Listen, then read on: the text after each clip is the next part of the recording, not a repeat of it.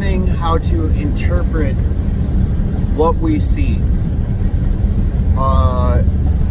is essentially one of the primary focuses of the art teacher. So, like, essentially, you're trying to teach how things are perceived. It's more precisely the term, but how people see it works too.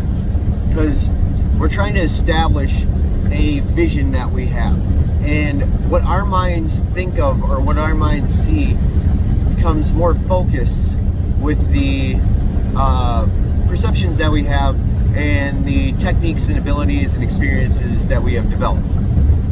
So what I might perceive a subject matter as is different than somebody else because of their limitations of this is what I can do and this is how I see things. This is what I'm focusing on. So the more depth that you can instill in recognizing the differences between your sight and a student's sight becomes the effort that is aimed at.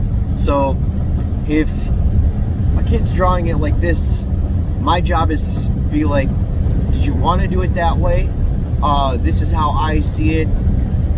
This is what photographs show or experience shows. Is that how you want to do it? So there might be a reasoning that the student wants to do something a certain way. And this is very different than just being lazy and not wanting to do something because it'll take more time.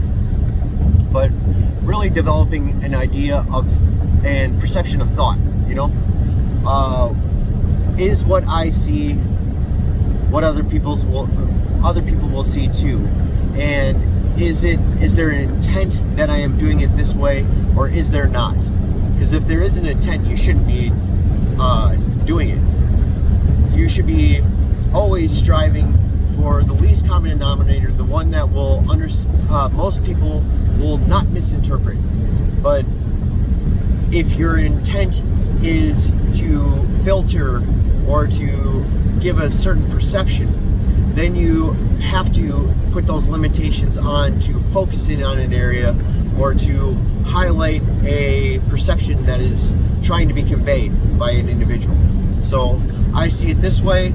Maybe there's more reds, maybe there's an emotional factor, so I focus on different colors. Maybe I see it in different layers than you do, so I'm going to perceive things differently than each individual, and therefore I do the best to my abilities with the consideration of what am I actually trying to convey to others. So the art educator kind of guides this, like refines to the point where a student knows what they're trying to say. So maybe you want them to do something and you explain why you should do it, and the student counters with something that says, oh no, I wanted this way for an actual purpose, not to, this will be less work. And that's what you need to be sensitive to as a teacher, is you need to do more and do better, and you need to get as close to this perception as possible so that people understand it. But if you have a rationale for the reason that you are not doing something or doing something different, then that should be included because there's a purpose for it. So art becomes a lot of the desire for purpose. Am I just trying to convey straight across what this is supposed to look like, or am I trying to convey something more? These become the constraints that the art educator needs to exercise or focus upon. These become the assignments. But if you don't know what you're talking about and you're not doing the things, then why are you telling other people to do it if you don't know what it's for?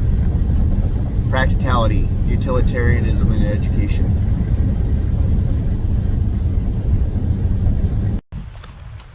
Do more, do better.